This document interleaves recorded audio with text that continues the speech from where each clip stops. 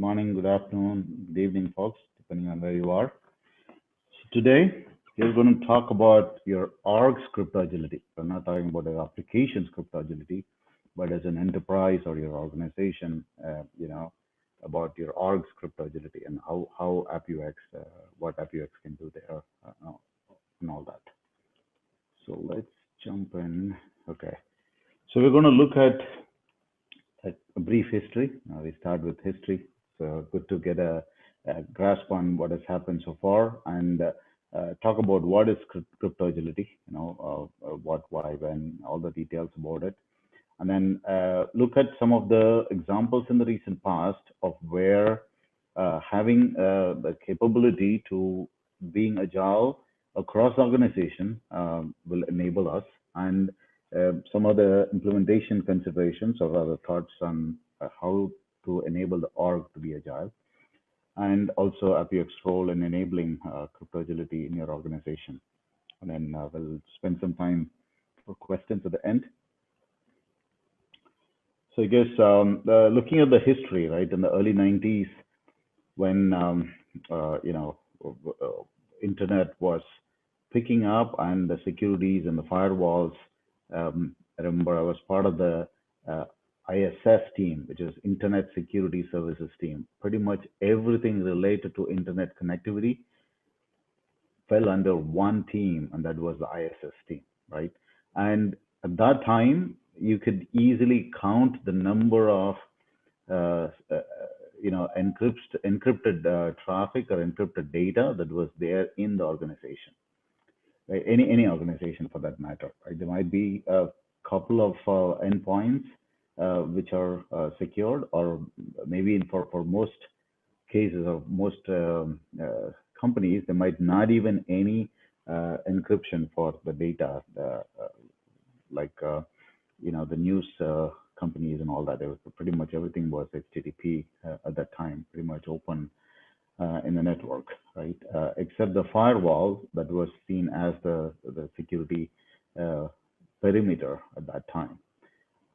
Then it was we moved to the 2000s, early 2000s, where driven by Google, which converted or penalized folks who are not using HTTPS when they switched over HTTPS, and also the processing power and the crypto cards came into being, which enabled faster encryption and decryption capabilities on the product, on the web servers and app servers and all that, which sort of enabled an end-to-end encryption of data, especially with the e-commerce boom and all that coming in, PCI compliance and stuff like that. So we saw, thousands of endpoints using cryptographic keys, symmetric, asymmetric, and all that. So thousands of them, across the org. Now, dial forward to where we are now with mobile computing and IoTs and digital transformation. There are millions and millions of keys and crypto protocols that we use. Pretty much every transaction that we do involves some level of crypto.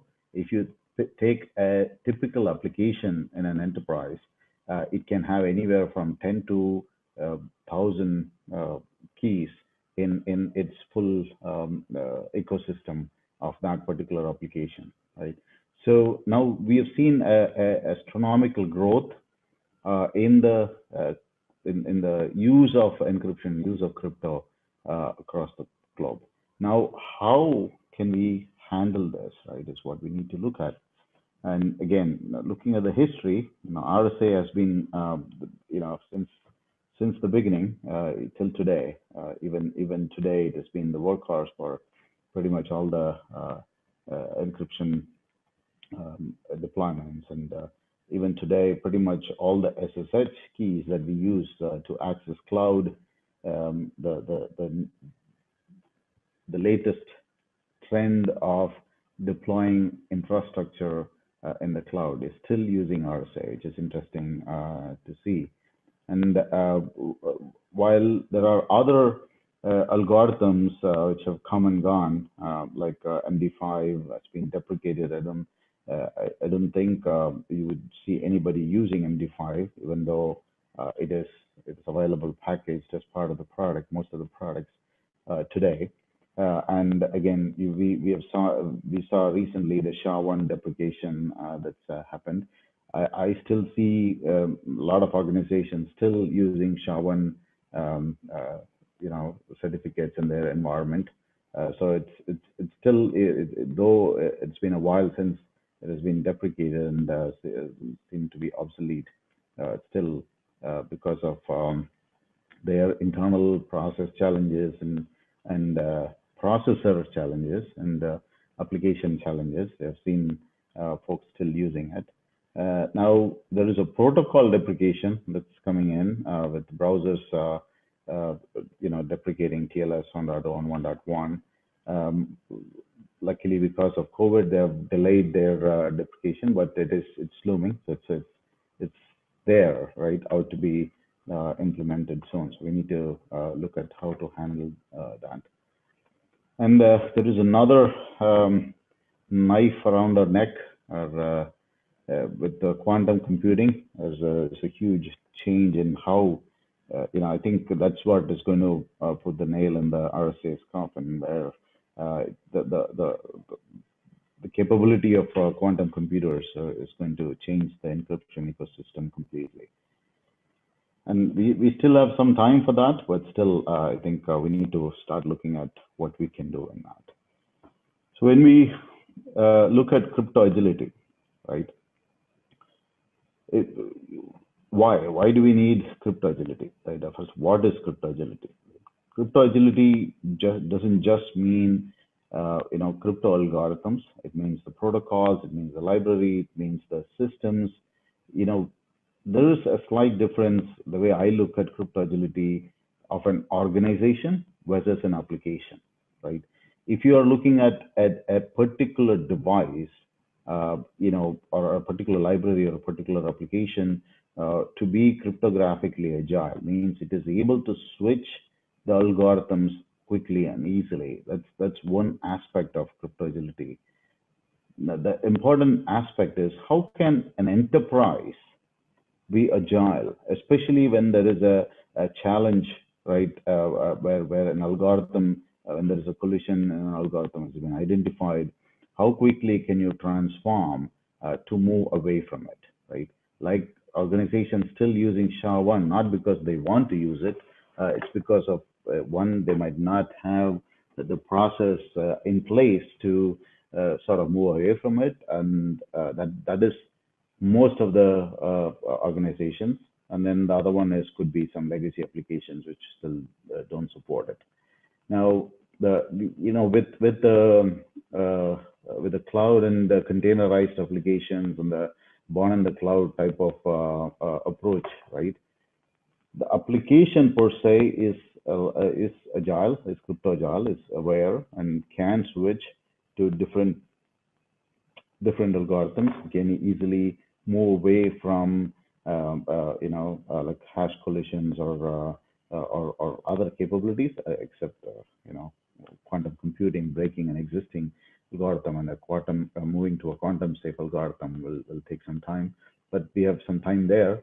But when you look at as an org, how can you migrate, or how can you switch over quickly at a click of a button is something that we should also look at, right? And Gartner says by 2021, the organizations which are crypto agile or which have plans for crypto agility will suffer fewer breaches related to encryption cryptography and than other organizations without a plan, and which is quite possible because of the wide range and wide variety of deployments. There is always a chance where it can be exploited, depending on how quick you are able to mitigate or address the challenges that come in.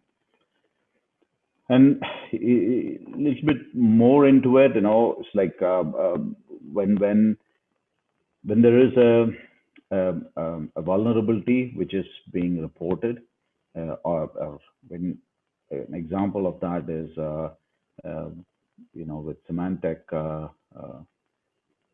deprecation, right? Recently, the Let's Encrypt use case where the keys that were used to sign the intermediates and the CS got compromised, and they had to revoke millions of certificates there.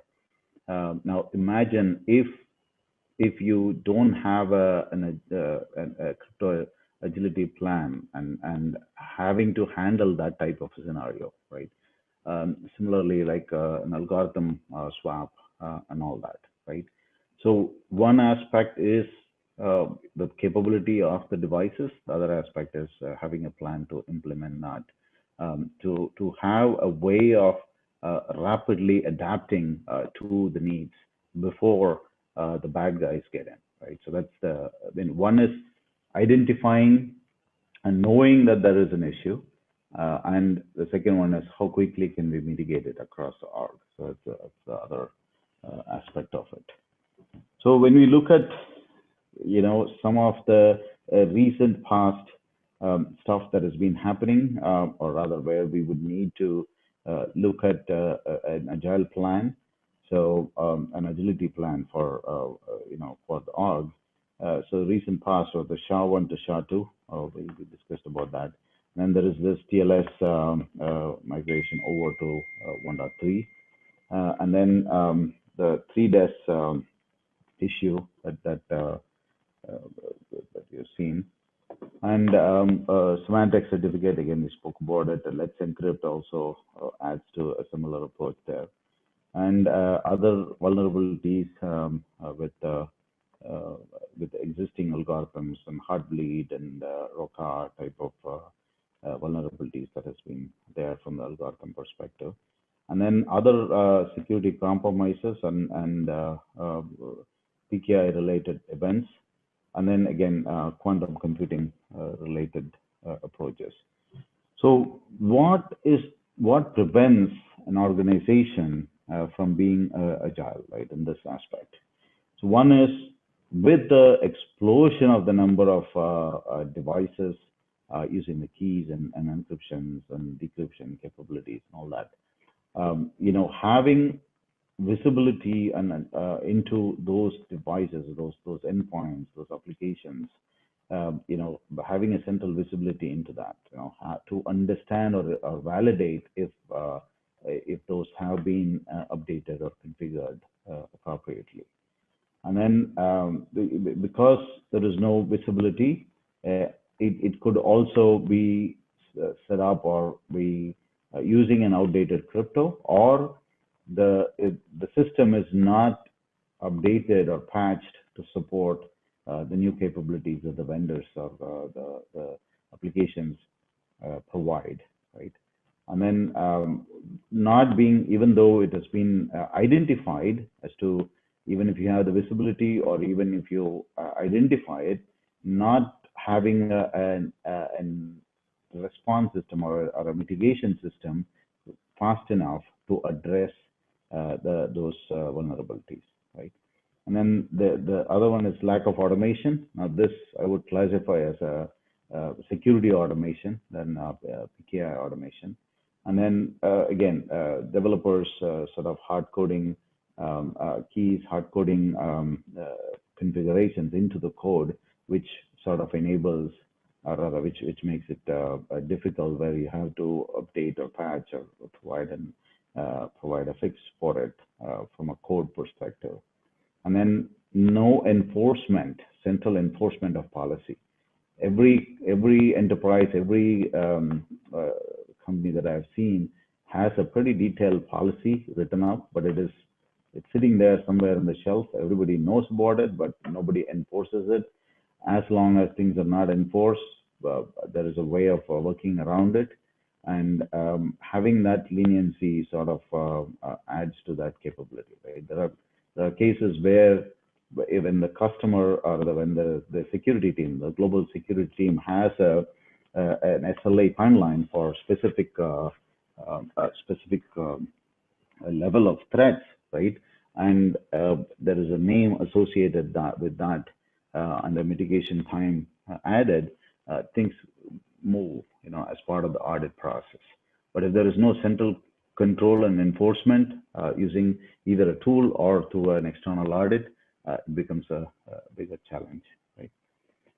So now let's look at what we can do to implement, or rather, some of the best practices for crypto agility, right? First thing is to have an inventory of pretty much all the crypto resources. Now, this could be endpoints, just accessing other systems, could be mobile, IoT, your laptops, desktop, whatnot, different flavors, different versions, and all that. Or it could be applications, right, for which use API communications, the gateways, and the VPNs and whatnot, right? And then having a central inventory with the data of those inventory items, right? It doesn't make sense if you just have the laptop on version, right? You need to understand the configuration to make sure it has enable the right and disable the right algorithms and cryptos and all that. You could have a laptop which has a SHA-1 CA trusted in its crypto store, right? Then it doesn't matter, right? That you have the resource in your inventory. Having that visibility into it, and once you have that, defining an automation capability to basically address the challenges or issues that come around it, right? And then how can you mitigate and migrate from whether it is PKI or whether it is a configuration on the endpoint. The second is defining a clear org-wide policy, right? Have a central policy repository and then validate the compliance to that policy across all the inventory of crypto resources. So once you have a inventory of all the crypto resources, match them with the org-wide policy, verify if they are compliant. If they are not, have an automated flow to enforce the existing policy that has been defined. So every organization right now should have a policy which says no SHA-1, across the org, right? There should be a policy which enforces if you find a SHA-1, either there should be an exception in place because of a low-powered system and whatnot, or it should have a way to replace that with the SHA-2 certificate deployed in there, right? And then that policy should be, that policy and the compliance should be visible for the individual application owners and the users, and also to the vendors. It needs to be communicated to the vendors as well, so that they comply to the requirements that you have in your organization. That said, should be able to identify the non-compliant vendors and then take action on them, or even figure out ways to replace them there. That's a long-run process there. Most of the vendors will now comply comply way before the incidents happen, but it could be a legacy vendor, or there are some exception cases there. And then a way to an internal way to access those systems, either through an automation system to enforce the policy or even validate the policy. And then from a cryptography perspective, each of the individual systems should be validated and updated to the latest patch version, latest algorithms, support all that, and then look at implementing the latest algorithms wherever possible, and better keys and all that as needed, right? So we have to look at individual areas and then have a plan across the board as to how to handle it and how to automate the whole process. Now, from a PKI perspective, what we could do, one of the key things is there's a lot of automation tools that could enable and make you agile. Now, AppViewX is one such which can help you from an automation perspective. We'll talk about that in a little bit. The key aspect of having an automation system is that you can reduce the outages and downtime related to crypto compromise or vulnerability, or even vulnerability patching and fixing it manually, and identifying manual errors and limiting them when you have a fully automated solution. Now, quickly, let's talk about what AppViewX can do in enabling crypto agility in your enterprise. So AppViewX is an automation platform which enables automation of your symmetric and asymmetric keys, pretty much anything encryption related in your org. It sort of gives you a certificate lifecycle management capability, which is part of the CERT Plus product, and the Automation Plus product, which enables end-to-end automation of network and security systems. So with these two, you're able to pretty much manage and automate every device in your enterprise, do a discovery of what cryptographic algorithms you use, what protocols you use, and all that. So you can have a central inventory of everything, and you're able to define a policy and then enforce the policy across all the appliances. Could be ADCs or firewalls or servers, printers, scanners, switches and routers, and whatnot, or whatever you can think of, including the IoTs and the end devices. You can basically identify what is being used and all that. There are different ways we do that. We can talk about that in detail later. Now, a sample solution, now something that has happened recently, or that's happening now. I mean, we can talk about the SHA-1 to SHA-2, how we have done that for a lot of our customers, how we help them move away from it, how we could first discover how many SHA-1 certificates that we have. That's another good example, but that's past in the history. Now, what is upcoming is this TLS, this protocol deprecation that we see happening, right? Now, there is a reason why the browsers are deprecating these protocols. Now, it's up to the enterprise whether they want to support it internally as an exception while, for a while, or they could basically quickly move away from it, right? So the key aspect that we need to do is figure out all the vulnerable endpoints. We do that here with a central inventory. We have a quick way of finding what all endpoints use these obsolete version of TLS or even SSL for that matter, and then basically address the certificates that have SHA-1 or lower and whatnot to support TLS 1.3, and basically go configure the endpoints with, again, the endpoint has to support the TLS 1.3, right? If you still are running Windows 95 or Windows XP, which some of the organizations do, and some of the government organizations still pay Microsoft to keep Windows XP alive. Now, there's nothing much we could do there. But then, if the endpoints already have the capability, right now, if you have hundreds of thousands of endpoints, how can you go enforce it so that it is not used, right? Both on the server side and also on the client side, right?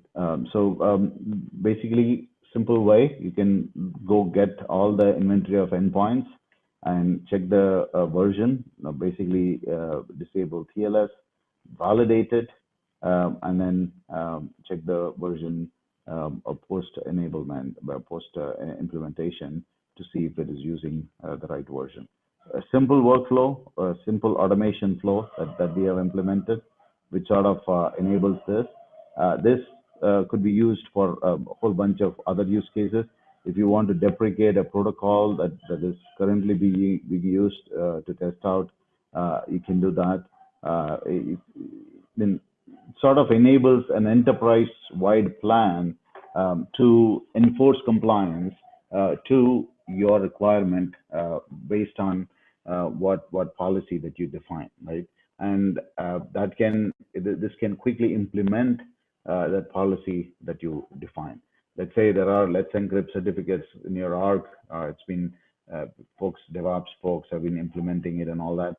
You can set up this simple workflow which will automate and replace those let's encrypt certificate with the valid public key or compliant public key that you would want or you would have, right? Sort of enables that capability, so enables you to get to a point where you could quickly comply to that, right? And then you basically define a monitoring capability so that you across the estate, across all the devices that you have, go and discover, identify what is post-implementation, validate, verify, and have a complete closed loop approach to encryption, right? So basically, identify what is implemented, present a compliance report across the board as well, right? And then if you want to look at certificates across the board, having a holistic view end to end, identifying what algorithms are used, what crypto is used, what protocols are used, what libraries are used. All that is defined and shown in one holistic view with pretty much every aspect that you would need to see, right? And then again, this is our automation flow. You can basically drag, drop, and define your automation capability. If you want to basically move away from a compromised CLI, let's encrypt and implement something, just remove the CA block there and then add a new CA block and and run this schedule flow. It will basically go check and implement it. And this will integrate with your change management system, CMDB, ITSM, with all the checks and balances needed, change management tasks created, and all that. Okay, so yes, wow, right on time. So that's good. So we'll spend some time in Q&A. If you have any questions, just type in the Q&A section, or you can send it to chat. Send it through chat. I got a couple of questions here.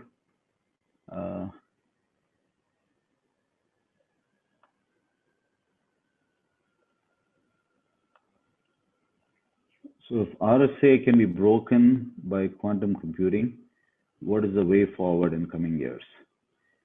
So I mean, NIST is has suggestions on quantum resistance algorithms. So there are quite a bit of work being done there. We still have some time, at least a few years before this becomes a reality. So I think, there has been a lot of talks and a lot of buzz happening, a lot of talks about quantum safe, quantum ready, crypto, quantum-based crypto, and then true random, a whole bunch of other stuff. But the implementation of it, or it will take some time for it to come to the enterprises per se. Which team and organization is in best position to kickstart crypto agility or crypto agile transformation? I think, when we talk about an enterprise-wide crypto agility, right, this should come from the top, or there should be a strategy at the top. It should be like a GIS team or global information security team, or the security team at the top should initiate this, where it basically mandates every application team, every team inside that org to comply with a set of parameters. I've seen this happen with the APIs. Now that with the automation and monitoring being implemented at scale, folks are moving away from SNMP, SNMP v3 and all that to a more API-based validation. I've seen organizations which have said if a vendor doesn't have an API-based system or API support, then we don't let them, we don't allow them in the org, right? There are some legacy that they grandfather, but then they are forcing those vendors also. So like that, right? There should be an org-wide policy that gets enforced or announced to all the vendors and enforced as a criteria to be successful. What are the possible challenges I'll face while transitioning? So again, from my experience, what I've seen is these legacy systems. I spoke about the SHA-1 deprecation, where a lot of companies still use SHA-1. It is because of either legacy hardware, unsupported platform, or applications running on those platforms which are grandfathered or being migrated to the cloud, or there is a re-architecture to move to a cloud-native approach or a containerized approach. But then these applications are still in containment, and that nobody wants to touch it until they are fully migrated over. So those type of containment applications or containment devices would be the biggest challenge, in an environment. And there would be other exceptions offered to those, and there would be security controls implemented to make sure nobody has access to it and all that. But still, it is a vulnerability, and it is there, and it is at large. So those are the things I see as a major challenge. And those from a technical aspect, right? The technical or process aspect. The other one is the political aspect. That I think is limited stuff that we could do there. Any other questions? Going once. So I think we're good. All right. Thanks, everybody. We'll meet again in another webinar. Stay safe, stay home, and stay far away from each other. Right. Thank you. Bye.